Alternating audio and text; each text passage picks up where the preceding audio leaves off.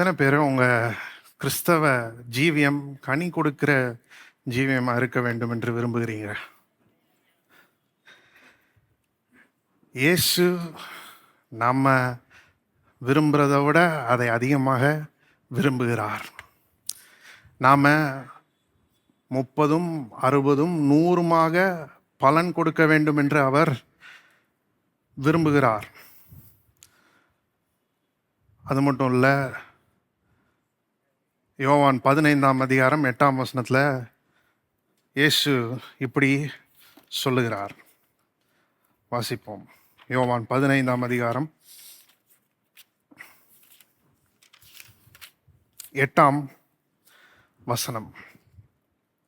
நீங்கள் மிகுந்த கனிகளை கொடுப்பதினால் என் பிதா மைமைப்படுவார், எனக்கும் சீஷராய் இருப்பீர்கள். நாம் கனி தரும்போது, நாம் மிகுந்த கனிகளை தரும்போது பிதாவானவருக்கு அது என்னத்தை கொண்டு வருது? மகிமையை கொண்டு வருகிறது. பிதாவானவர் மகிமைப்படுகிறார்.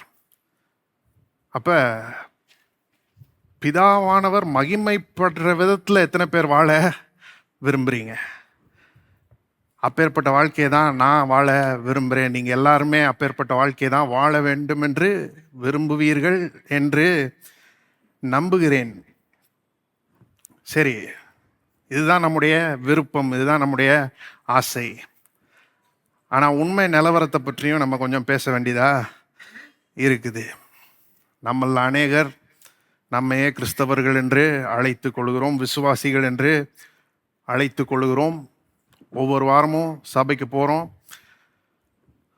ஒரு கிறிஸ்தவன் செய்ய வேண்டிய எல்லா காரியங்களையும், எல்லா சடங்குகளையும், ரிச்சுவல்ஸையும் நம்ம செய்கிறோம். ஞான ஸ்நானம் எடுத்துக்கிறோம், திருவிருந்து கர்த்தருடைய பந்தியில் நாம் பங்கெடுத்துக்கிறோம். இதையெல்லாம் நாம் செய்கிறோம்.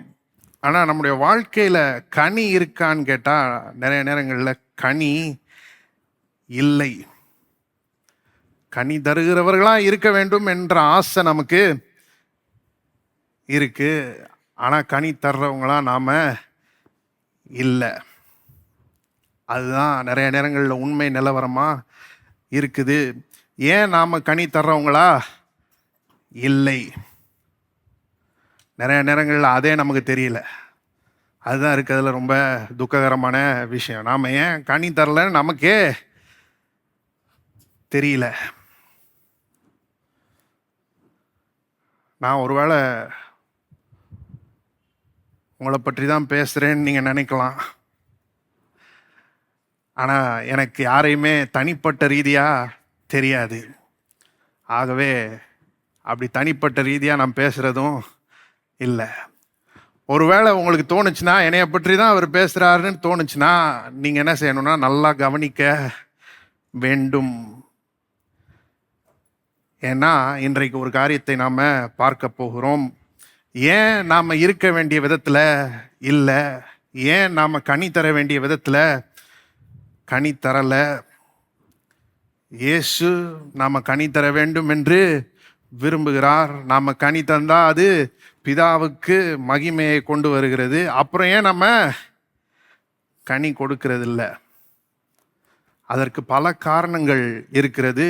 இன்றைக்கு அதில் ஒரு முக்கியமான காரணத்தை நாம் பார்க்க போகிறோம். ஒரு முக்கியமான காரணத்தை நாம் பார்க்க போகிறோம்.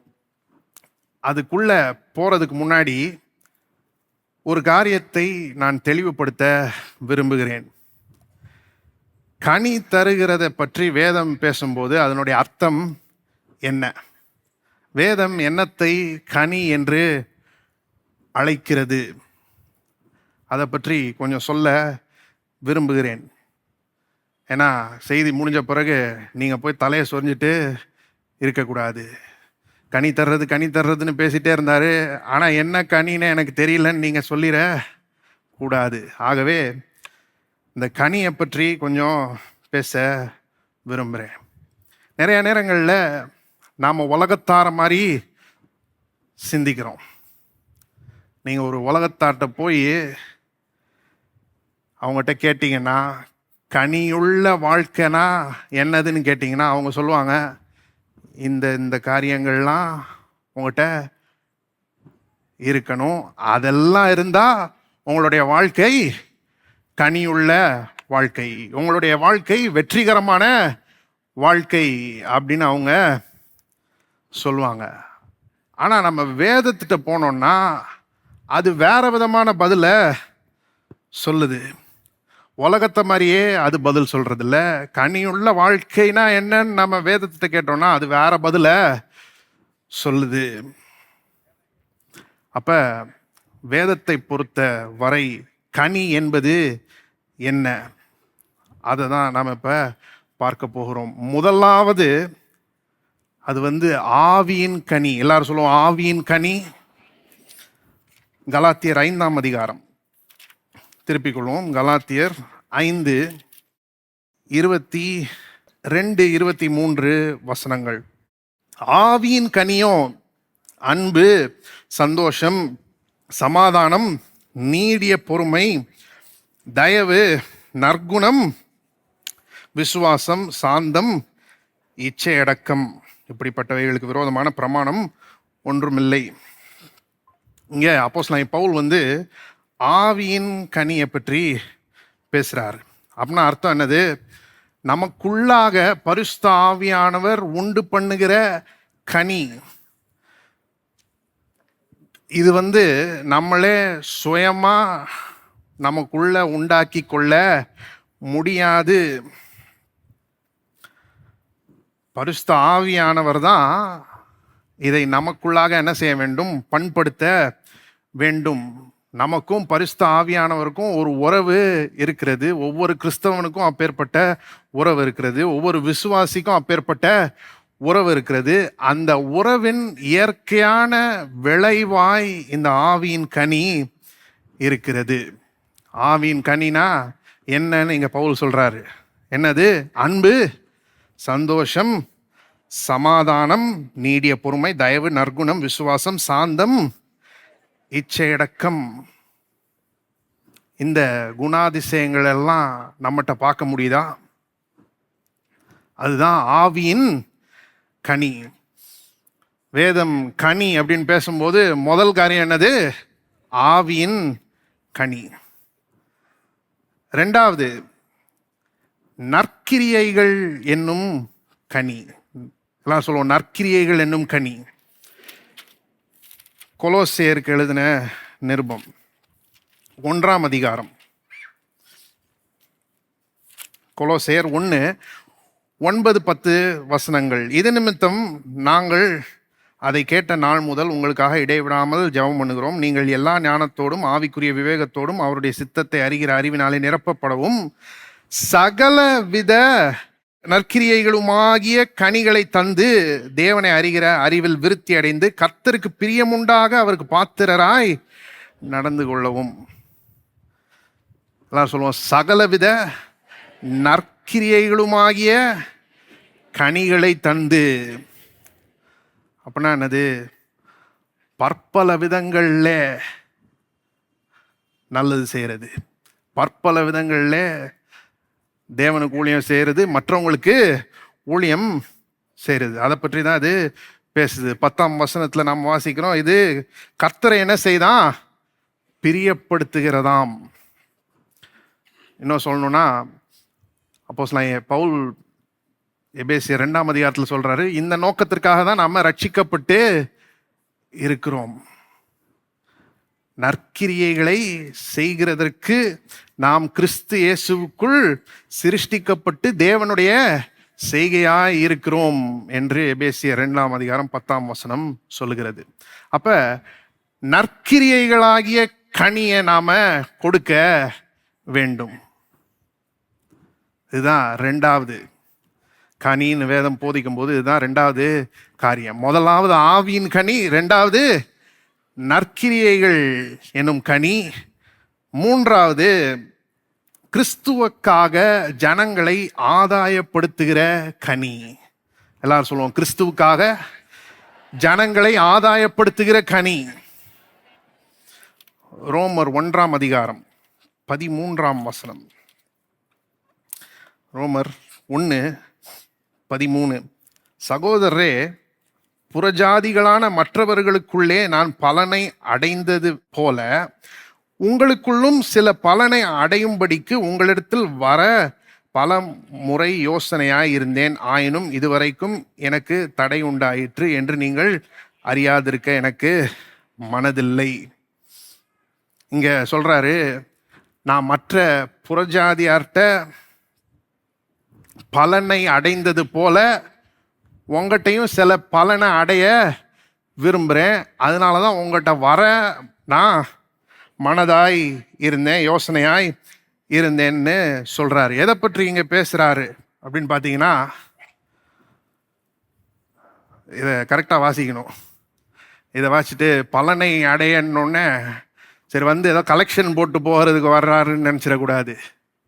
அவர் என்ன பலனை பற்றி பேசிட்டு இருக்கிறாரு? ஆத்தும ஆதாயம் என்கிற பலனை பற்றி பேசிக்கொண்டு இருக்கிறார். கிறிஸ்துவுக்காக ஜனங்களை ஆதாயப்படுத்துறத பற்றி பேசிட்டு இருக்கிறார். அதை தான் இங்க என்னன்னு சொல்றாரு? பலன் என்று சொல்லுகிறார். யோவான் 15:16 வசனத்துல இயேசு சொல்றாரு, நீங்கள் போய் கனி கொடுக்கும்படிக்கு நான் உங்களை ஏற்படுத்தினேன் என்று. அங்கேயும் என்ன கனியை பற்றி அவர் பேசுறாருன்னு பார்த்தீங்கன்னா, புது விசுவாசிகள். எல்லாரும் சொல்லுவோம் புது விசுவாசிகள்.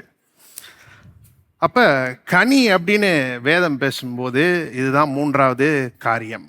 3 காரியங்கள் என்னென்ன? முதலாவது ஆவியின் கனி, 2வது நற்கிரியைகளாகிய கனி, 3வது ஆத்தும ஆதாயம் என்னும் கனி. இந்த விதத்திலே உங்களுடைய வாழ்க்கை பலன் தருகிறதா இருக்கிறதா, கனி தருகிறதா இருக்கிறதா, நீங்களே சோதித்து பாருங்கள். இந்த விதத்திலலாம் சுத்தமா என் வாழ்க்கை கனி தரல அப்படின்னு நீங்க சொன்னீங்கன்னா அதற்கான காரணம் என்ன என்பதை நாம சிந்திக்க வேண்டும். நிறைய நேரங்களில் நமக்கே அதன் காரணம் தெரியல. இயேசுவே அதை நமக்கு போதிக்கிறார். இயேசுவே அதை நமக்கு என்ன செய்கிறார்? போதிக்கிறார். எங்க போதிக்கிறார்? விதைக்கிறவனை பற்றிய உவமையிலே போதிக்கிறார். இயேசுனுடைய ஊழியத்திலே அவர் பல காரியங்களை உவமைகளாக சொன்னார் என்று நாம் பார்க்கிறோம். உவமைனா என்னது? உவமைனா ஒரு கம்பேரிசன். ஒரு காரியத்தை இன்னொரு காரியத்தோடு ஒப்பிடுவது தான் உவமை. வேதத்தில் உள்ள உவமைகள்லாம் பார்த்தீங்கன்னா, ஆவிக்குரிய சத்தியங்களை சாதாரணமான எல்லாருக்கும் தெரிந்த காரியங்களோட ஒப்பிடும். வேதத்தில் உள்ள உவமைகள் என்ன செய்யும்? ஆவிக்குரிய சத்தியங்களை எதோட ஒப்பிடும்? எல்லாருக்கும் தெரிஞ்ச ரொம்ப சாதாரணமான காரியங்களோட ஒப்பிடும். என்ன நோக்கம்? இந்த ஆவிக்குரிய சத்தியத்தை நாம நல்லா புரிந்து கொள்ள வேண்டும். நாம புரிந்து கொள்ள வேண்டிய விதத்தில் அதை எடுத்து சொல்றதுக்கு தான் உவமைகள். ஆவிக்குரிய சத்தியங்களை தனியா சொன்னா அது ஒரு லெவல்ல புரியும். ஆனா நமக்கு ரொம்ப பரிச்சயமான காரியங்களோடு ஒப்பிட்டு சொன்னா இன்னும் நல்லா நமக்கு புரியும், ரொம்ப தெளிவா நமக்கு புரியும் இல்லையா? அதற்காக தான் உவமைகள். இந்த மாதிரி ஆவிக்குரிய சத்தியங்களை போதிப்பதற்கு இயேசு உவமைகளை பயன்படுத்தினார். அதுல ஒரு உவமை தான் விதைக்கிறவனை பற்றிய உவமை. சொல்லுவோம் விதைக்கிறவனை பற்றிய உவமை. இப்ப அந்த உவமைக்கு போவோம். மத்தேயு 13ஆம் அதிகாரம். மத்தேயு 13ஆம் அதிகாரம் 1-9 வசனங்கள். இயேசு அன்றைய தினமே வீட்டிலிருந்து புறப்பட்டு போய் கடலோரத்திலே உட்கார்ந்தார். திரளான ஜனங்கள் அவரிடத்தில் கூடி வந்தபடியால் அவர் படவில் ஏறி உட்கார்ந்தார். ஜனங்கள் எல்லாரும் கரையிலே நின்றார்கள். பார்த்தீங்கன்னா அப்படியே ஆப்போசிட்டாக இருக்குது. இன்றைக்கி நீங்கள் எல்லாம் என்ன செஞ்சிட்ருக்கிறீங்க? உட்கார்ந்துட்டு இருக்கிறீங்க, நான் நின்றுட்டு இருக்கிறேன். ஆனால் அன்னைக்கு இயேசு என்ன செஞ்சார்? படகுல ஏறி அவர் உட்கார்ந்துட்டாரு. ஜனங்கள் எல்லாம் என்ன செஞ்சுட்டு இருந்தாங்க? நின்று கேட்டுட்டு இருந்தாங்க. சரி, இப்போ 3ஆம் வசனத்திலிருந்து வாசிக்கிறேன். அவர் அநேக விசேஷங்களை உவமைகளாக அவர்களுக்கு சொன்னார். கேளுங்கள், விதைக்கிறவன் ஒருவன் விதைக்க புறப்பட்டான். அவன் விதைக்கையில் சில விதை வழி அருகே விழுந்தது. பறவைகள் வந்து அதை பட்சித்து போட்டது. சில விதை அதிக மண் இல்லாத கற்பாறை இடங்களில் விழுந்தது. மண் ஆழமாய் இராததினாலே அது சீக்கிரமாய் முளைத்தது. வெயில் ஏறின போதோ தீந்து போய் வேறில்லாமையால் உலர்ந்து போயிற்று. சில விதை முள்ளுள்ள இடங்களில் விழுந்தது. முள் வளர்ந்து அதை நெருக்கி போட்டது. சில விதையோ நல்ல நிலத்தில் விழுந்து சிலது 100ஆகவும் சிலது 60ஆகவும் சிலது 30ஆகவும் பலன் தந்தது. கேட்கிறதற்கு காதுள்ளவன் கேட்க கடவன் என்றார். இங்கே இயேசு ஒரு உவமைய சொல்றாரு. விதைக்கிறவன் ஒருவன் விதைக்க புறப்பட்டான். இப்போ இது வந்து நமக்கு ரொம்ப தெரிஞ்ச ஒரு காரியமான்னு கேட்டால் கிடையாது. ஐடி கம்பெனிக்கு ஒருத்தன் காலையில் வேலைக்கு புறப்பட்டான் அப்படின்னு சொன்னால் நமக்கு புரியும். ஆனால் விதைக்கிறவன் ஒருவன் விதைக்க புறப்பட்டான்னு சொன்னால் நமக்கு புரியாது. ஆனால் இயேசுனுடைய ஓமையை கேட்டுட்டு இருந்தவங்களை பற்றி நினச்சி பாருங்க. அவங்களுக்கு அது நல்லா புரிஞ்சிருக்கும். ஏன்னா அவங்க வாழ்ந்த சமுதாயம் எப்பேற்பட்ட சமுதாயம்? ஒரு விவசாய சமுதாயம், விவசாயம் சார்ந்த ஒரு சமுதாயம், அக்ரேரியன் சொசைட்டி. இன்னைக்கு நாம் வேற விதமான சமுதாயத்தில் வாழ்கிறோம். இன்னைக்கு ஒரு விளை நிலம், ஒரு விவசாய நிலத்தை பார்க்குறதே ரொம்ப கடினமாக இருக்குது இல்லையா? எங்கே பார்த்தாலும் கட்டிடங்களாக இருக்குது. ஆனால் அன்னைக்கு அப்படி கிடையாது. அது ஒரு விவசாய சமுதாயம். இயேசு போதிச்சிட்டு இருந்தப்பே அங்கே விவசாயம் நடந்துட்டு இருக்கும் அப்படின்னு சொல்கிறாங்க. அப்போ இயேசுனுடைய போதனையை கேட்டுக்கொண்டிருந்தவங்களுக்கு, அவருடைய ஓமையை கேட்டுக்கொண்டிருந்தவங்களுக்கு இது ரொம்ப சாதாரணமான ஒரு காரியம். அவங்க அனுதினமும் பார்த்த ஒரு காரியம்.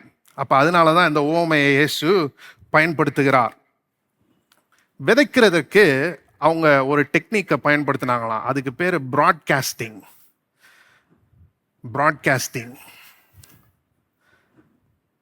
அதிலிருந்து தான் இந்த ஒளிபரப்பு அப்படின்ற வார்த்தையெல்லாம் வருது. விதைக்கிறவன் என்ன செய்வானா, ஒரு வயலில் போய் நின்றுட்டு முன்னால் பின்னால் போயிட்டு விதை எடுத்து எல்லா திசைகள்லையும் அப்படியே பரப்புவானா, அப்படியே சிதறடிப்பானா. இந்த டெக்னிக், இந்த விதைக்கிற நுட்பத்துக்கு பேர் ப்ராட்காஸ்டிங். அந்த விதத்தில் விதைக்கிறத பற்றி தான் இயேசு பேசுகிறாரு. இயேசுனுடைய ஓமையில் பார்த்தீங்கன்னா, அந்த விதைக்கிறவன் விதைத்த விதை வந்து 4 விதமான நிலத்தில் விழுந்தது.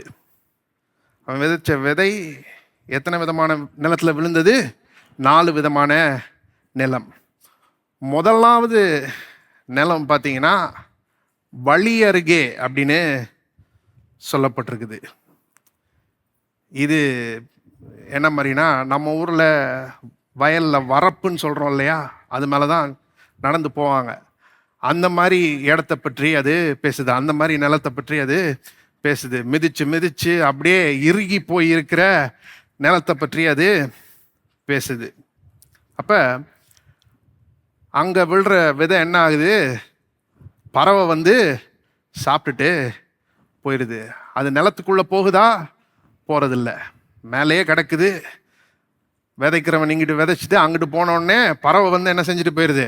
அதை சாப்பிட்டுட்டு போயிடுது. இப்போ 2வது விதமான நிலம் வந்து அதிக மண் இல்லாத கற்பாறை இடங்கள் என்று சொல்லப்பட்டிருக்கிறது. அதிக மண் இல்லாத இடம் அப்படின்னா என்னது? கொஞ்சம் மண் இருக்குது, மெல்லிசா மண் இருக்குது, அதுக்கு கீழே சுண்ணாம்பு அடிப்பாறை இருக்குது. அப்ப அங்க பார்த்தீங்கன்னா செடியால் வேர் போட முடியாது. வேர் போட முடியாததுனால மேலே வேகமாக வளரும், அது கீழே போக முடியல, ஆகவே மேலே வேகமாக அது வளரும். அப்புறம் என்னாச்சு? அதுக்கு வெயில் ஏறின போதோ தீந்து போய் வேர் இல்லாமையால் உலர்ந்து போயிற்று, தீஞ்சு போய் வளர்ந்து போயிற்று, அங்கே விழுந்த விதை. அப்புறம் மூன்றாவது விதமான நிலம் வந்து என்னது? முள்ளுள்ள இடங்கள். எல்லாரும் சொல்லுவோம் முள்ளுள்ள இடங்கள். அங்க விழுந்த விதைக்கு என்னாச்சு? முள் வளர்ந்து அதை என்ன செஞ்சிருச்சான்? நெருக்கி போட்டுருச்சான். அப்புறம் நாலாவது நல்ல நிலம். நாலாவது விதமான நிலம் என்ன நிலம்? நல்ல நிலம். அங்க விழுந்த விதையை பார்த்தீங்கன்னா ஒரு மிகப்பெரிய அறுவடையை கொண்டு வருது. எப்பேற்பட்ட அறுவடை இங்க சொல்லப்பட்டிருக்குது பாருங்க, 8ஆம் வசனத்துல. சில விதையோ நல்ல நிலத்தில் விழுந்து சிலது 100ஆகவும் சிலது 60ஆகவும் சிலது 30ஆகவும் பலன் தந்தது. அந்த காலத்துல இஸ்ரவேல் தேசத்துல சராசரி அறுவடை என்னன்னு கேட்டீங்கன்னா 7.5 மடங்கு. ரொம்ப நல்ல விளைச்சல் உண்டாச்சுன்னா 10 மடங்கு அறுவடை கிடைக்கும். ஆனா இங்க இயேசு எப்படி சொல்றாருன்னு பாருங்க, 30 மடங்கு, 60 மடங்கு, 100 மடங்கு. அவங்களுக்குலாம் அப்படியே ஆச்சரியமா இருந்திருக்கும். இந்த நிலத்துல விழுற விதை மட்டும் எப்படி இப்படி ஒரு அபரிவிதமான ஒரு மிகப்பெரிய அறுவடையை கொண்டு வருது அப்படின்னு அவங்க அப்படியே ஆச்சரியப்பட்டு இருப்பாங்க. இப்ப ஒரு செழித்தோங்குகிற அறுவடை, இந்த நிலத்துல விழுற விதைக்கு மட்டும் ஒரு செழித்தோங்குகிற அறுவடை உண்டாகிறது. இப்ப இங்க ஒரு காரியத்தை நாம கவனிக்கணும். அது என்னன்னா, விதைக்கிறவன் ஒரே ஒருத்தன் தான். விதைக்கிறவன் ஒரே ஒருத்தன், விதையும் ஒண்ணுதான். விதைக்கிறவன் ஒருத்தன் தான், விதையும் ஒண்ணுதான். அதே விதை தான் எல்லா விதமான நிலங்கள்லையும் விதைக்கப்பட்டது, எல்லா விதமான நிலத்திலையும் போய் விழுந்தது. ஆனா 3 விதமான நிலத்துல அது எந்த பலனையும் கொடுக்கவில்லை. ஒரே ஒரு நிலத்துல மட்டும் அபரிவிதமான பலனை அது கொடுத்தது. அப்ப இங்க பிரச்சனை யார்கிட்ட இல்ல? விதைக்கிறவட்ட இல்ல. பிரச்சனை எதுல இல்ல? விதையில இல்ல. பிரச்சனை எங்க இருக்குது? நிலத்துல தான் இருக்குது. பலன் உண்டாகலைன்னா பிரச்சனை என்னது? விதைக்கிறவன் கிடையாது, விதையும் கிடையாது. என்னது? நிலம். எல்லாரும் சொல்லுவோம் நிலம். இந்த நிலங்களை பற்றியதுதான் இந்த ஓமை. இது விதைக்கிறவனை பற்றி கிடையாது. இங்க விதைக்கிறவனை பற்றிய ஓமை என்று அது அழைக்கப்படுகிறது. அது ஏன்னா அந்த காலத்துல ஏதாவது ஒரு ஓமைய அதனுடைய ஸ்டார்டிங் வேர்ட்ஸ், ஆரம்ப வார்த்தைகளை வச்சுதான் அடையாளப்படுத்துவாங்களாம். அதனாலதான் அது அப்படி சொல்லப்பட்டிருக்கிறது. ஆனா உண்மையில பார்த்தோம்னா இது விதைக்கிறவனை பற்றிய ஓமை கிடையாது. விதைக்கிறவன் யாருன்னே இங்க சொல்லப்படவில்லை. ஆனா நாம் இந்த ஓமையை வாசிச்சு அதனுடைய விளக்கத்தை வாசிச்சோன்னா, அதனுடைய விளக்கம் வந்து நீங்கள் பார்த்தீங்கன்னா 18ஆம் வசனத்திலிருந்து 23ஆம் வசனத்தில் இயேசுவே இதனுடைய விளக்கத்தை கொடுக்குறாரு. அதை நீங்கள் பார்த்தீங்கன்னா விதைக்கிறவர் இயேசு தான் அப்படின்றத நாம் பார்க்கலாம். ஒரிஜினலாக விதைக்கிறவர் யாரு? இயேசு தான். ஆனால் நான் சொன்ன மாதிரி இந்த ஊமை விதைக்கிறவரை பற்றி கிடையாது, விதையை பற்றியும் கிடையாது. இந்த ஊமை விதையை பற்றியும் கிடையாது. லூக்கா 8:11 சொல்லுகிறது, விதை தேவனுடைய வசனம். இந்த உவமை 3 சுவிசேஷங்கள்ல இருக்குது. மத்தேயு சுவிசேஷத்துல இருக்குது, மார்க்கு சுவிசேஷத்துல இருக்குது, லூக்கா சுவிசேஷத்துலையும் இருக்குது. நாம மத்தேயுல வாசிட்டு இருக்கிறோம், ஆனா லூக்கால நாம வாசிக்கிறோம் விதை தேவனுடைய வசனம் என்று. நம்முடைய உவமையிலையும் நீங்க 19ஆம் வசனத்துல பாருங்க, நம்முடைய பகுதியில 19ஆம் வசனத்துல பாத்தீங்கன்னா, விதை என்னன்னு பார்க்கிறோம், ராஜ்யத்தின் வசனம். எல்லாரும் சொல்லுவோம் ராஜ்யத்தின் வசனம். அப்ப விதை என்னது? தேவனுடைய வசனம் அல்லது ராஜ்யத்தின் வசனம், அல்லது இப்படி சொல்லலாம் ராஜ்யத்தின் சுவிசேஷம் என்று சொல்லலாம். இதை தான் இயேசு மத்தேயு 4ஆம் அதிகாரத்திலிருந்து போதித்து கொண்டு இருக்கிறார். வாசிக்கலாம். மத்தேயு 4ஆம் அதிகாரம் 23ஆம் வசனம். பின்பு இயேசு கலிலேயா எங்கும் சுற்றி நடந்து அவர்களுடைய ஜெப ஆலயங்களில் உபதேசித்து ராஜ்யத்தின் சுவிசேஷத்தை பிரசங்கித்து ஜனங்களுக்கு உண்டாயிருந்த சகல வியாதிகளையும் சகல நோய்களையும் நீக்கி சொஸ்தமாக்கினார். என்னத்தை பிரசங்கம் பண்ணார் அவரு? ராஜ்யத்தின் சுவிசேஷத்தை பிரசங்கம் பண்ணாரு. தொடர்ந்து அதான் பிரசங்கம் பண்ணி கொண்டு இருந்தார். மத்தேயு 9ஆம் அதிகாரம் 35ஆம் வசனம். மத்தேயு 9ஆம் அதிகாரம் 35ஆம் வசனம். பின்பு இயேசு சகல பட்டணங்களையும் கிராமங்களையும் சுற்றி நடந்து ஜெப ஆலயங்களில் உபதேசித்து ராஜ்யத்தின் சுவிசேஷத்தை பிரசங்கித்து ஜனங்களுக்கு உண்டாயிருந்த சகல வியாதிகளையும் சகல நோய்களையும் நீக்கி அவர்களை சொஸ்தமாக்கினார். கிட்டத்தட்ட அதே மாதிரி தான் இருக்கு இல்லையா? என்னத்தை அவர் பிரசங்கித்தார்? ராஜ்யத்தின் சுவிசேஷத்தை பிரசங்கித்தார். இன்னைக்கு நாம என்னத்தை பிரசங்கிக்கிறோம்? சுவிசேஷத்தை தான் பிரசங்கிக்கிறோம். சுவிசேஷத்தை தான் இன்றைக்கு நாம பிரசங்கிக்கிறோம். இந்த சுவிசேஷம் எவ்வளோ பலம் உள்ளது அப்படின்னு உங்களுக்கு தெரியுமா? ரோமர் 1ஆம் அதிகாரம் 16ஆம் வசனம். ரோமர் 1:16. கிறிஸ்துவின் சுவிசேஷத்தை குறித்து நான் வெட்கப்படேன். முன்பு யூதரிலும் பின்பு கிரேக்கரிலும் விசுவாசிக்கிறவனவனோ அவனுக்கு ரட்சிப்பு உண்டாவதற்கு அது தேவ பலனாய் இருக்கிறது. அப்ப இந்த விதை ரொம்ப பலமுள்ள விதை, ரொம்ப வல்லமை உள்ள விதை, ரட்சிப்பை உண்டு பண்ணக்கூடிய விதை.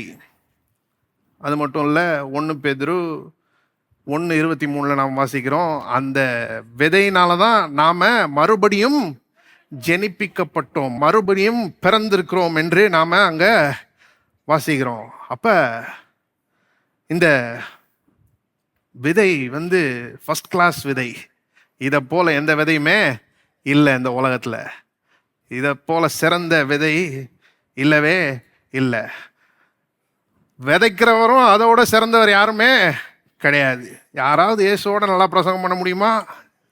யாராலையும் முடியாது. அற்புதமான ஒரு பிரசங்கியார். அப்ப அதையெல்லாம் பற்றியது இந்த ஓமை கிடையாது. விதைக்கிறவனை பற்றியும் கிடையாது, விதையை பற்றியும் கிடையாது. எதை பற்றியது? பலவிதமான நிலங்கள்ல போய் அந்த விதை விழுந்துச்சு இல்லையா, அந்த நிலங்களை பற்றியது. இந்த ஓமை நிலங்களை பற்றிய ஓமை. இந்த ஓமை எதை பற்றிய ஓமை? நிலங்களை பற்றிய ஓமை.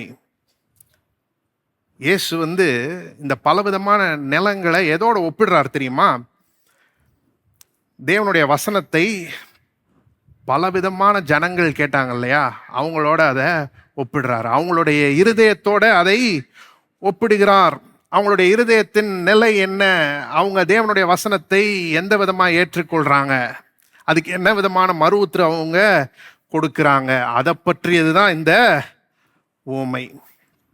இதுல குறிப்பா இந்த மூன்றாவது விதமான நிலத்தை பற்றி நான் பேச விரும்புகிறேன். இது ரொம்ப சுவாரஸ்யமா இருக்குது. நீங்க ரெண்டு நிலங்களை பார்த்தீங்கன்னா அது பலன் கொடுக்கறதுக்கு கிட்ட கூட வரல. ஒரு நிலத்துல என்னாச்சு, விதை போய் விழுந்துச்சு, ஆனா உள்ள போவே இல்லை, பறவைகள் அதை சாப்பிட்டு போயிடுச்சு. இன்னொரு நிலத்துல என்னாச்சு, விதை விழுந்துச்சு, ரொம்ப இம்மீடியட்டா அது முளைச்சிச்சு, சீக்கிரமா முளைச்சிச்சு. ஆனா முளைச்ச வேகத்திலேயே என்னாச்சு, தீஞ்சு போய் வளர்ந்து போயிடுச்சு. ஏன்னா அதுல வேறு இல்லை.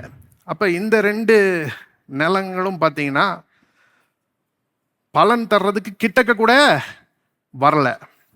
ஆனா இந்த மூன்றாவது விதமான நிலத்தை பாருங்க. இங்க பார்த்தீங்கன்னா அந்த விதை வளருது, அது முளைச்சு, அது துளிர் விட்டு அது வளருது. ஆனா அதோட கூடவே வேற காரியங்களும் என்ன செஞ்சிட்டு இருக்குது, வளர்ந்துட்டு இருக்குது. என்ன வளர்ந்துட்டு இருக்குது, முள்ளு வளர்ந்துட்டு இருக்குது, முள்ளு வளர்ந்துட்டு இருக்குது. அப்புறம் கடைசியில் பார்த்தீங்கன்னா அந்த நிலமும் ஏதாவது பலன் கொடுத்துச்சா அப்படின்னு பார்த்தீங்கன்னா ஒரு பலனுமே கொடுக்கல. ரொம்ப ஆச்சரியமா இருக்கு இல்லையா? ரெண்டு விதமான நிலங்கள் பலன் கொடுக்கறதுக்கு கிட்ட கூட வரல. ஆனா இந்த விதமான நிலம் நிச்சயமா பலன் கொடுக்கும்ன்ற மாதிரி நமக்கு தெரியுது. பார்த்தா அந்த விதை முளைக்குது, அது அப்படியே துளிர் விட்டு அப்படியே வளருது. அப்ப அறுவடை வரப்போகுது அப்படின்னு நாம நினைக்கிறோம், பெரிய பலன் உண்டாக போகுதுன்னு நாம நினைக்கிறோம். ஆனா எந்த விதமான பலனும் உண்டாகல. ஏனென்றால் அந்த முள் அந்த விதைய நெருக்கி போட்டுருச்சு, அதை நெரிச்சு போட்டுருச்சு. முள்ளும் விதையும் ஒரே இடத்துல இருக்க முடியாது. மண்ணில் ஓரளவுக்கு தான் ஊட்டச்சத்துக்கள் இருக்கும், நியூட்ரியன்ஸ் இருக்கும். அப்ப இந்த ரெண்டும் சேர்ந்து அங்க வளர்றதுக்கு அது போதுமான்னு கேட்டா போதாது. ஆகவே தான் ஒன்று வளருது, இன்னொன்று நெருக்கப்படுது. எது நெருக்கப்படுது? விதை நெருக்கப்படுது. நீங்க ஏன்னு கேட்கலாம். ஏன்னா நிலத்தை பொறுத்த வரையும் அதுக்கு இயற்கையானது முள்ளு தான். அதுக்கு இயற்கையானது என்னது? முள்ளு. விதை அதுக்கு ஒரு ஃபாரின் எலமெண்ட், அது ஒரு அந்நிய காரியமாய் இருக்கிறது. அது அந்த நிலத்துக்கு இயற்கையானதுன்னு நாம சொல்ல முடியாது. ஆனா முள் இயற்கையானது. நீங்க சும்மா விட்டு பாருங்க, எல்லா இடத்துலையும் என்ன வளரும்? அற்புதமான செடி வளரும்னு சொல்லிடாதீங்க, வாய்ப்பே கிடையாது. என்ன வளரும்? முள் வளரும். ஆனா செடி வளரணும்னா அதுக்கு நிறைய வேலை செய்ய வேண்டியதா இருக்குது இல்லையா? பண்படுத்த வேண்டியதா இருக்குது, ரொம்ப ஜாக்கிரதையா அதை பார்க்க வேண்டியதா இருக்குது இல்லையா? ஏன்னா அது அந்த நிலத்துக்கு இயற்கையானது கிடையாது. ஆனா முட்கள் அந்த நிலத்துக்கு என்னவா இருக்குது? இயற்கையானதாய் இருக்கிறது. அதனாலதான் அது வேகமா வளர்ந்து இந்த செடி மேல ஆதிக்கம் செலுத்தி இதை என்ன பண்ணி போட்டுருது?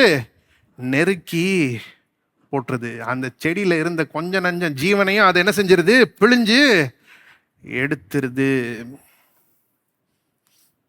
இப்ப இயேசு இந்த விதமான நிலத்தை யாரோட ஒப்பிடுறாரு, எதோட ஒப்பிடுறாருன்னு பார்ப்போம். மத்தேயு 13ஆம் அதிகாரம், நம்முடைய பகுதிக்கு திரும்ப வரும். மத்தேயு 13:22 வசனம். மத்தேயு 13:22. முள்ளுள்ள இடங்களில் விதைக்கப்பட்டவன் வசனத்தை கேட்கிறவனாயிருந்தும் உலக கவலையும் ஐஸ்வர்யத்தின் மயக்கமும் வசனத்தை நெருக்கி போடுகிறதுனால் அவனும் பலனற்று போவான். இந்த ஜனங்களை பற்றி என்ன சொல்லப்பட்டிருக்குதுன்னு பாருங்க. அவங்க என்ன செய்யறாங்களாம்? வசனத்தை கேட்குறாங்களாம். அது எதை பற்றி பேசுதுன்னா, அவங்க ஏதோ ஒரு அளவுல வசனத்தை ஏற்றுக்கொள்ளுகிறார்கள். இந்த வசனம் அவங்களுடைய இருதயத்துக்குள்ள போயிருக்குது. நீங்க விதமான நிலத்திலலாம் பார்த்தீங்கன்னா வசனம் இருதயத்துக்குள்ளேயே போகலை, அதுக்குள்ளேயே பிசாசானவன் வந்து அதை எடுத்துட்டு போயிட்டான்.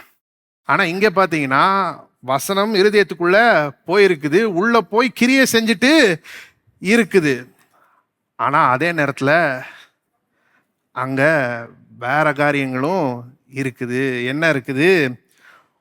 உலக கவலை, ஐஸ்வர்யத்தின் மயக்கம். எல்லாரும் சொல்லுவோம், உலக கவலை, ஐஸ்வர்யத்தின் மயக்கம். இந்த ஜனங்களுடைய பிரச்சனை என்னது? இவங்களுடைய பிரச்சனை என்னது? இவங்களுடைய இருதயம் வந்து பிரிந்து கிடக்கிறது. உள்ள தேவனுடைய வசனமாகிய அந்த அற்புதமான விதையும் இருக்குது, அதே நேரத்தில் முள்ளு போல இருக்கிற என்னவும் இருக்குது, உலக கவலையும் ஐஸ்வர்யத்தின் மயக்கமும் இருக்குது. இப்போ இந்த விதமான ஜனங்கள் வந்து என்ன செய்கிறாங்கன்னா, இதை ரெண்டையும் வச்சுக்கலாம் அப்படின்னு பார்க்குறாங்க. இதை ரெண்டையும் என்ன செஞ்சுக்கலாம்? இருதயத்திலே வச்சுக்கலாம் அப்படின்றது தான் அவங்களுடைய முயற்சி. ஆனால் பிரச்சனை என்ன தெரியுமா? இந்த ரெண்டையும் ஒரே இடத்துல வைக்கவே முடியாது. தேவனுடைய வசனத்தையும் இந்த முள் மாதிரி இருக்கிற உலக கவலையையும் ஐஸ்வர்யத்தின் மயக்கத்தையும் ஒரே இடத்துல என்ன செய்ய முடியாது? ஒரே இருதயத்தில் வைக்கவே முடியாது. இயேசு சொல்றாரு பாருங்க, மத்தேயு 6:24.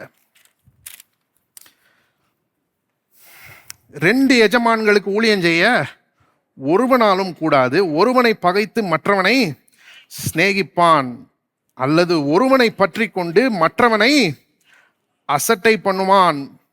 தேவனுக்கும் உலக பொருளுக்கும் ஊழியம் செய்ய உங்களால் கூடாது.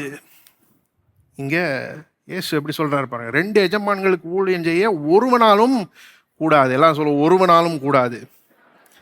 நாம நினைக்கலாம் அப்படி பண்ண முடியும்னு, ஆனா முடியாது. என்ன நடக்கும்?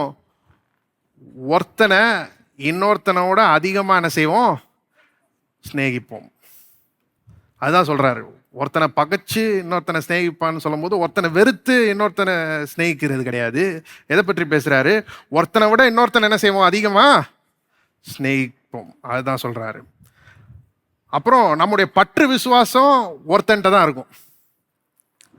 அடுத்தவனை என்ன செய்வோம்? அசட்டை பண்ணுவோம். அவனை சீரியஸாகவே எடுத்துக்க மாட்டோம். அவன் கிடக்கான் அப்படின்ற மாதிரி நினைப்போம். அப்போ 2 எஜமான்களுக்கு ஒருவனாலும் என்ன செய்ய முடியாது? ஊழியம் செய்ய முடியாது. தேவனுக்கும் உலக பொருளுக்கும் ஊழியம் செய்ய உங்களால் கூடாது. உங்களால் கூடாது. சொல்லுங்க, உங்களால் கூடாது. நம்ம நினைக்கிறோம் தேவனுக்கும் ஊழியம் செஞ்சுக்கிட்டு அப்படியே சைடில் உலக பொருளுக்கும் ஊழியம் செஞ்சுக்கலாம் அப்படின்னு நினைக்கிறோம். ஆனால் அது முடியவே முடியாது. யாக்கோபு 4:4. யாக்கோபு 4:4. விபச்சாரிகளே, உலக சிநேகம் தேவனுக்கு விரோதமான பகை என்று அறியீர்களா? ஆகையால் உலகத்துக்கு சிநேகிதனாய் இருக்க விரும்புகிறவன் தேவனுக்கு பகைஞனாகிறான். எப்படி சொல்லியிருக்காருன்னு பாருங்க யாக்கோபு. நீங்க ஒரே நேரத்தில் தேவனுக்கும் உலகத்திற்கும் நண்பனா இருக்க முடியாது. அதுதான் இங்கே அவரு சொல்ல விரும்புகிறார். இந்த ஜனங்கள் வந்து எப்படி இருக்கிறாங்கன்னா, இரு மனம் உள்ளவர்களா இருக்கிறாங்க. அவங்களுக்கு உலகத்தோட நட்பும் வேணும், தேவனோட நட்பும் வேணும். ஆனா யாக்கோபு இங்க என்ன சொல்றாரு? அதுக்கு வாய்ப்பே கிடையாது. நீ ஒன்ன நேசிச்சேன்னா அடுத்தது என்ன செய்வ? பகைப்ப என்று சொல்லுகிறார். அதனாலதான் 8ஆம் வசனத்துல பாத்தீங்கன்னா, இருமனம் உள்ளவர்களே உங்கள் இருதயங்களை பரிசுத்தமாக்குங்கள் அப்படின்னு சொல்றாரு. இந்த இரு மனத்தெல்லாம் தூக்கி போட்டு, உலகத்தோட உனக்கு நட்பு வேணாம், அதை விட்டு உதறிடு, முழு இருதயத்தோட தேவன்கிட்ட வா அப்படின்னு சொல்றாரு.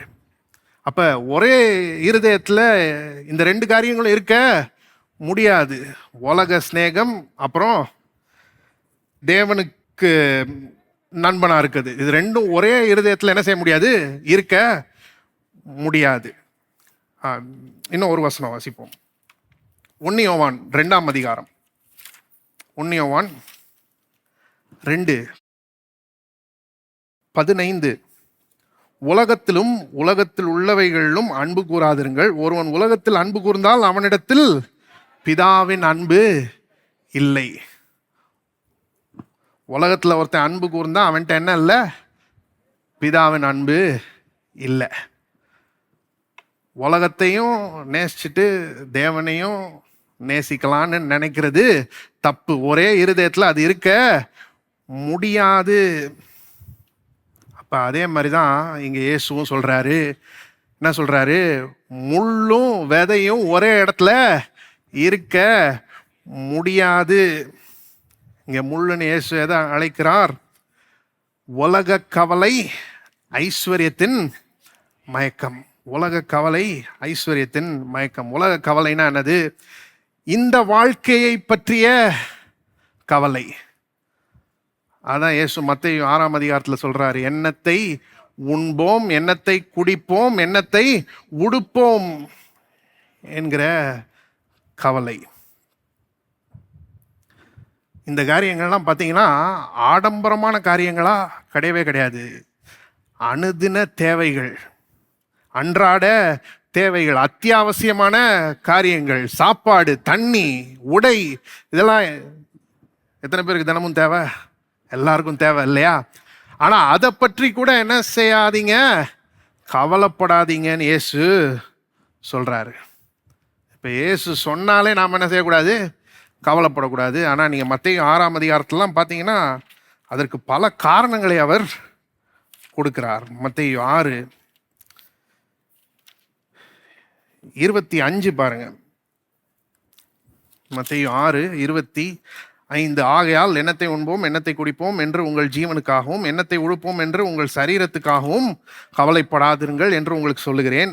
ஆகாரத்தை பார்க்கிலும் ஜீவனும், உடையை பார்க்கிலும் சரீரமும் விசேஷித்தவைகள் அல்லவா. இங்க என்ன சொல்றாரு?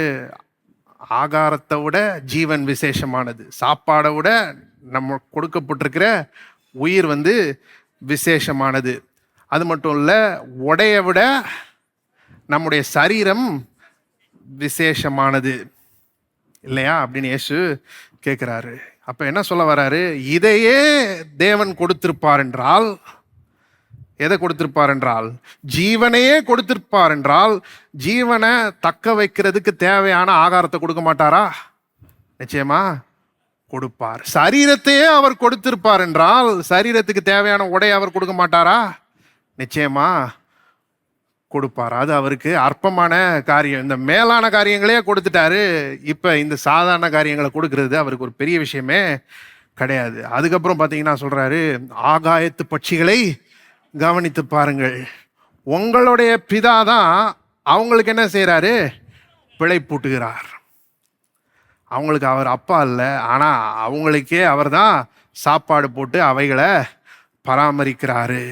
நீங்க அவருக்கு அவைகளை பார்க்கலும் விசேஷமானவங்களா இருக்கிறீங்க.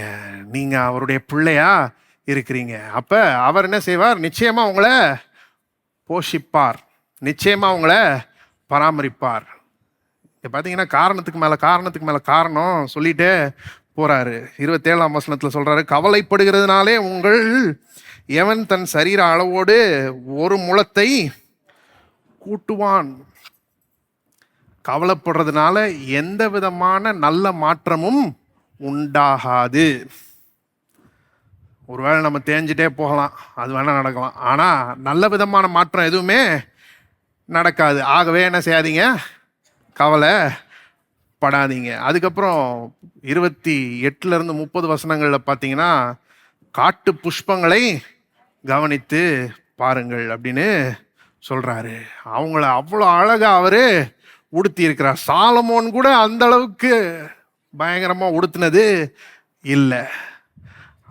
அந்த புல்லுக்கு இன்னைக்கு இருந்து நாளைக்கு அடுப்புல போடப்படுற புல்லுக்கு அவர் உடுத்து வித்தா உங்களுக்கு உடுத்து வைக்கிறது அதிக நிச்சயம் அல்லவா? நிச்சயமா என்ன செய்வாரு, உடுத்து வைப்பார். இப்படியே காரணத்துக்கு மேல காரணம் சொல்லிட்டே இருக்கிறார் இயேசு. ஏன் இந்த காரியங்களை குறித்து கவலைப்படக்கூடாது அப்படின்றதுக்கான காரணங்களை இங்க சொல்லிக்கொண்டே வருகிறார். அப்புறம் 31ஆம் வசனத்துல சொல்றாரு, ஆகையால் எண்ணத்தை உண்போம், எண்ணத்தை குடிப்போம், எண்ணத்தை உடுப்போம் என்று கவலைப்படாதிருங்கள் என்று சொல்லுகிறார். ஆகையால் இந்த வாழ்க்கைக்குரிய காரியங்களை பற்றி கவலைப்படாதிருங்கள். எல்லாரும் சொல்லுவோம், இந்த வாழ்க்கைக்குரிய காரியங்களை பற்றி கவலைப்படாதிருங்கள். எதையாவது பற்றி கவலைப்படணும்னு நினைச்சீங்கன்னு வச்சுக்கோங்க. எதை பற்றி கவலைப்படணும் தெரியுமா? தேவனை பற்றி, அவருடைய காரியங்களை பற்றி, அவருடைய ராஜ்யம், அவருடைய நீதி, அதை பற்றி கவலைப்படுங்க. அது இந்த வாழ்க்கைக்குரிய காரியம் கிடையாது, அது அடுத்த வாழ்க்கைக்குரிய காரியம். அப்ப இந்த வாழ்க்கையின் காரியங்களை பற்றி கவலைப்பட கூடாது. அதுதான் உலக கவலை. இதை பற்றி ரொம்ப ஜாக்கிரதையா இருக்கணும். இதை நாம அனுமதிச்சு கொண்டிருந்தோம் என்றால் நாம் என்ன செய்ய முடியாது, பலன் கொடுக்க முடியாது. ஒரு வசனம் பார்ப்போம். 2 தீமோத்தேயு 4ஆம் அதிகாரம் 10ஆம் வசனம். 2 தீமோத்தேயு 4:10.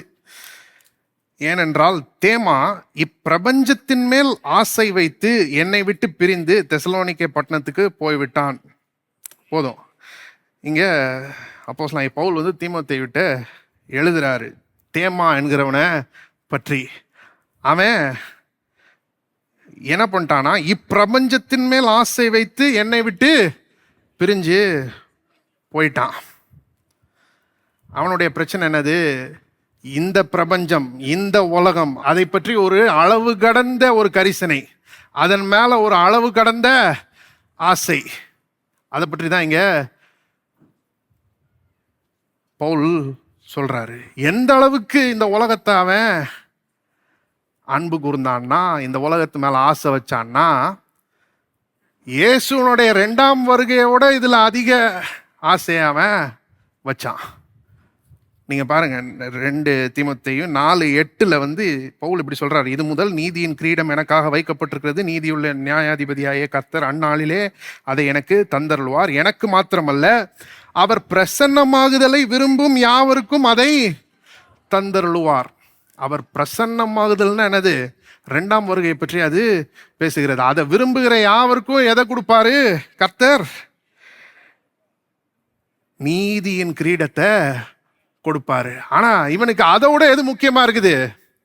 இந்த உலகம், இந்த பிரபஞ்சம், அது மேல ஒரு அளவு கடந்த கரிசனை, அதன் மேல ஒரு அளவு கடந்த ஆசை. இப்படி இருந்தா நாம ராஜ்யத்துல பிரயோஜனம் உள்ளவர்களா இருக்கவே முடியாது. அப்புறம் இயேசு முள்ளுன்னு சொல்ற 2வது காரியம் என்னது? ஐஸ்வர்யத்தின் மயக்கம். எல்லாம் சொல்ல, ஐஸ்வர்யத்தின் மயக்கம். வேதம் சொல்லுது, பணமோ எல்லாவற்றுக்கும் உதவும். இந்த உலகத்தை பொறுத்தவரையும் பணம் இல்லாமல் இருக்கிறதோட பணம் இருக்கிறது எவ்வளவோ மேல். ரொம்ப ரொம்ப அது நல்லதாய் இருக்கிறது. ஆனால் தேவனுடைய காரியங்கள்னு வரும்போது பணத்துக்கு பெரிய மதிப்பு இல்லை. ரட்சிப்பை பணத்தை வச்சு வாங்க முடியுமா? முடியவே முடியாது. எவ்வளோ பணம் கொடுத்தாலும் ரட்சிப்பை வாங்க முடியாது. சொல்றாங்க, ஒரு நபர் உலகத்திலே ட்ரில்லியனராக போறாருன்னு சொல்றாங்க. ஆனா அந்த ட்ரில்லியன் டாலர்ஸை கொடுத்தாலும் ரட்சிப்பை வாங்க முடியுமா? வாங்கவே முடியாது. தேவனுடைய ஆசீர்வாதங்களை பணத்தை வச்சு வாங்க முடியுமா? முடியவே முடியாது. நீங்கள் அப்போஸ்தலர் 8ஆம் அதிகாரத்தில் பார்த்தீங்கன்னா, சீமோன் அப்படின்னு ஒரு மாயவித்தக்காரன் இருக்கிறான். அவன் அப்போஸ்தலர்கள் விசுவாசிகள் மேலே கைகளை வைக்கிறத பார்க்குறான். அவங்க பரிசுத்த ஆவியை பெற்றுக்கொள்றத பார்க்குறான். அந்த வரம் அவனுக்கும் வேணும்னு விரும்புகிறான். அதற்காக பேதுருட்ட என்னத்தை கொண்டு வரான்? பணத்தை கொண்டு வரான். பணத்தை வச்சு அந்த வரத்தை என்ன செஞ்சிடலாம்? வாங்கிடலாம் அப்படின்னு அவன் நினைக்கிறான். பேதுரு என்ன சொன்னார் தெரியுமா? தேவனுடைய வரத்தை பணத்தினாலே சம்பாதித்து கொள்ளலாம் என்று நினைத்தபடியால் உன் பணம் உன்னோட கூட நாசமாய் போக கெடுவது அப்படின்னு சொல்றாரு. ரொம்ப ஹார்ஷா சொல்றாரு. அப்ப தேவனுடைய காரியங்கள் வரும்போது பணத்துக்கு பெரிய மதிப்பு இல்லை. இந்த உலகத்தை பொறுத்தவரையும் பணம் ரொம்ப மதிப்புடையதா இருக்கிறது. ஆனால் தேவனுடைய காரியங்கள் வரும்போது பணத்துக்கு பெரிய மதிப்பு இல்லை. அதனாலதான் பணம் தான் வாழ்க்கையே அப்படின்னு நினைச்சிட கூடாது. நிறைய பேர் அப்படிதான் நினைக்கிறாங்க. ஐஸ்வர்யத்தின் மயக்கம்னா என்னது? பணம் தான் எல்லாமே, பணம் தான் வாழ்க்கையே, பணம் இருந்தா எல்லாம் இருக்கு நம்மகிட்ட, பணம் இல்லைன்னா எதுவுமே இல்லை நம்மகிட்ட அப்படின்னு நினைக்கிறது. அதுதான் ஐஸ்வர்யத்தின் மயக்கம். நீங்க பாத்தீங்கன்னா, விலை மதிக்க முடியாத, விலை கொடுத்து வாங்க முடியாத அநேக ஆசீர்வாதங்களை நம்ம எல்லாருக்குமே கர்த்தர் என்ன செஞ்சிருக்கிறாரு? இலவசமாய் கொடுத்திருக்கிறார். நம்ம எதுவுமே அதற்காக செலுத்தல. அது அவருடைய கிருபையினாலே நமக்கு கிடைச்சிருக்கு. அது அவருடைய ஈவாய் இருக்கிறது. அப்ப பணம் இருந்தாதான் எல்லாம் இருக்குன்னு கிடையாது. அப்படி நினைக்கிறது தான் என்னது? ஐஸ்வர்யத்தின் மயக்கம். இந்த ஐஸ்வர்யத்தின் மயக்கத்துல எல்லாருமே மாட்ட முடியும். ஏழைகளும் மாட்ட முடியும். ஐஸ்வர்யம் இருந்தாதான் ஐஸ்வர்யத்தின் மயக்கம் பாதிக்கும்னு கிடையாது. ஏழைகள் எப்படி சிந்திக்கிறாங்க நிறைய நேரங்கள்ல? எனக்கு இவ்வளவு பணம் மட்டும் வந்துருச்சுன்னா எல்லாம் சரியாயிரும் அப்படின்னு நினைக்கிறாங்க. அது என்னது? அதுதான் ஐஸ்வர்யத்தின் மயக்கம். நீங்க பணக்காரங்கிட்ட போய் கேட்டீங்கன்னா அவங்க என்ன சொல்லுவாங்க? இன்னும் கொஞ்சம் இருந்துச்சுன்னா நல்லா இருக்குங்க அப்படின்னு சொல்லுவாங்க. ஜான் டி ராக்கஃபெல்லர்னு ஒருத்தரை பற்றி கேள்விப்பட்டிருப்பீங்கன்னு நினைக்கிறேன். பெரிய கோடீஸ்வரர், 100 வருஷத்துக்கு முன்னாடியே வாழ்ந்தவர். அப்ப உலகத்திலே அவர் தான் பணக்காரர். அவர்கிட்ட போய் ஒரு ரிப்போர்ட்டர் கேட்டாராம். அவர் அவருடைய ஆஸ்தியின் உச்சத்தில் இருக்கும்போது ஒரு ரிப்போர்ட்டர் போய் அவர்கிட்ட கேட்டாராம், how much money is enough money? எவ்வளோ பணம் போதுமான பணம் அப்படின்னு கேட்டாராம். அவர் அதுக்கு சொன்னாராம், ஜஸ்ட் அ லிட்டில் பிட் மோர் அப்படின்னு. இன்னும் கொஞ்சம் இருந்தா போதும் அப்படின்னு சொன்னாராம். அவர் அதை விளையாட்டா சொன்னாரா, கிண்டலா சொன்னாரா, அல்லது உண்மையிலே சொன்னாரான்னு தெரியல.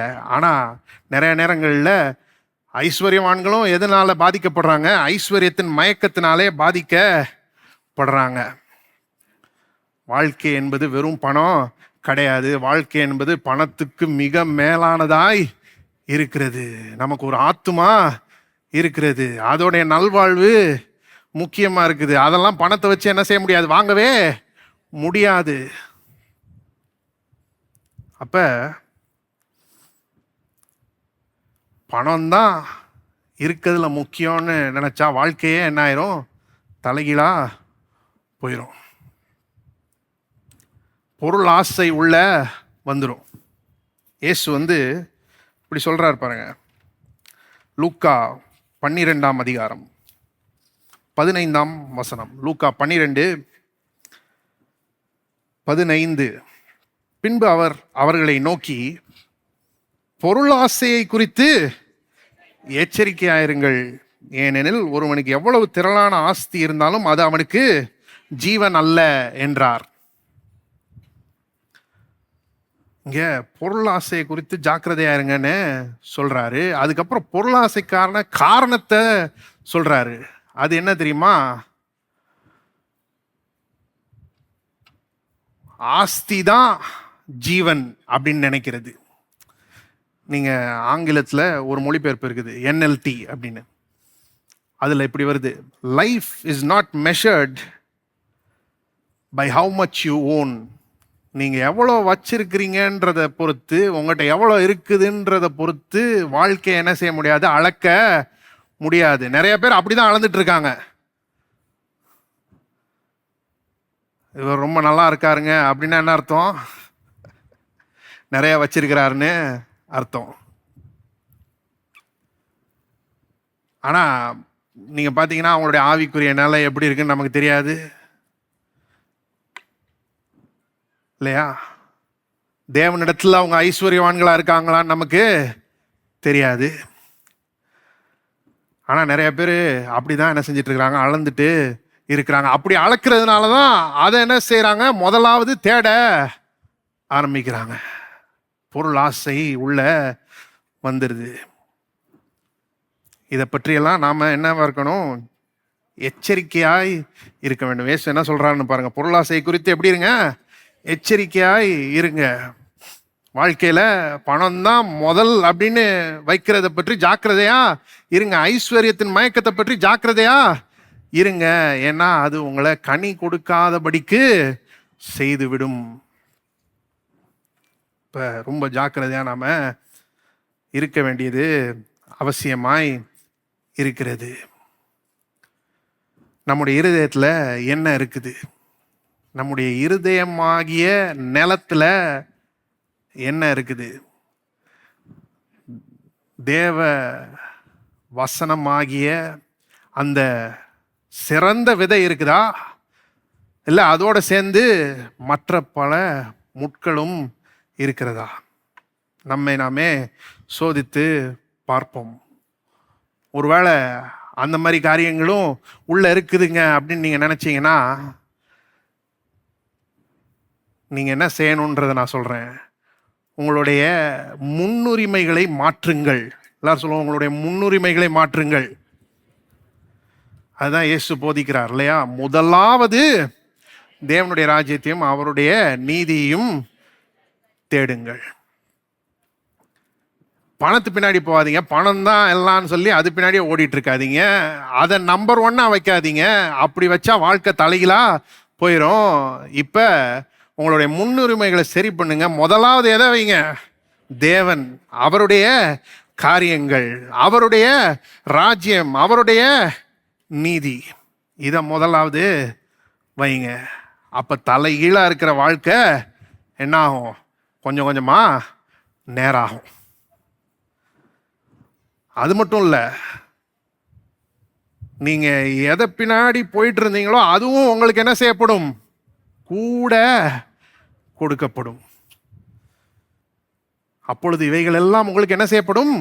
கூட கொடுக்கப்படும். நீங்க கேட்காமலே கர்த்தர் என்ன செய்வார்? கொடுப்பார். சாலமோனுக்கு கேட்காமலே பல காரியங்களை கர்த்தர் கொடுத்த மாதிரி உங்களுக்கும் இந்த உலகத்திற்குரிய காரியங்கள், இந்த உலகத்துல நீங்க வாழ்றதுக்கு தேவையான காரியங்கள், அதை பற்றி உங்களுடைய பரமபிதாவுக்கு நல்லா தெரியும். நீங்க கேட்காமலே என்ன செய்வாரு? கொடுப்பார். அப்ப இந்த 2 காரியங்கள், இதை குறித்து ரொம்ப எச்சரிக்கையா நாம இருக்க வேண்டும். உலக கவலை, ஐஸ்வர்யத்தின் மயக்கம், இது இருக்கிற வரையும் நாம் என்ன செய்ய முடியாது? கனி தர முடியாது. நாம பலன் கொடுக்க முடியாது. ஒருவேளை இன்றைக்கு இதெல்லாம் என்னுடைய இருதயத்துல இருக்குது, எனக்கு என்ன பண்றதுன்னு தெரியல அப்படின்னு நினைச்சிட்டு இருந்தீங்கன்னா, கர்த்தரை நோக்கி ஜெபம் பண்ணுங்க. ஆண்டவரே, உம்முடைய வசனம் என்னுடைய இருதயத்துல இருக்குது, அது கிரியை செஞ்சிட்டு இருக்குது, என்னை மாற்றிக்கொண்டு இருக்குது, முன்னேற்றத்தின் பாதையில் என்னை நடத்தி கொண்டு இருக்கிறது. ஆனா அதே நேரத்துல களைகளும் இருக்குது, முட்களும் இருக்குது, மோசமான காரியங்களும் இருக்குது. அதையெல்லாம் நீர் எடுத்து போடும் ஆண்டவரே அப்படின்னு அவரை நோக்கி ஜெபம் பண்ணுங்க. நான் பலன் தர விரும்புகிறேன், நான் கனி தர விரும்புகிறேன். எல்லாரும் சொல்லுங்க, நான் பலன் தர விரும்புகிறேன், நான் கனி தர விரும்புகிறேன். ஆகவே என்னுடைய இருதயத்தில் இருக்கிற எல்லா முட்களையும் எடுத்து போடும் ஆண்டவரே. 30, 60, 100மாக பலன் தருகிறவனாக, அபரிவிதமான ஒரு பலனை கொடுக்கிறவனாக, சிந்தித்து பார்க்க முடியாத அப்பேற்பட்ட அறுவடையை கொண்டு வருகிறவனாக நான் இருக்க வேண்டும் ஆண்டவரே. கர்த்தர் அப்படியே செய்வாராக. கர்த்தர் உங்களுக்கு உதவி செய்வாராக. இந்த காரியங்கள்லேருந்து வெளியே வர்றதுக்கு அவர் தான் நமக்கு உதவி செய்யணும். நம்ம நிலம்தான், அவர் தான் தோட்டக்காரர். அப்போ அவர் தான் என்ன செய்யணும்? முள்ளெல்லாம் எடுத்து போடணும் பிரதானமாக. அப்போ இன்றைக்கு அவரை நோக்கி பார்ப்போம்.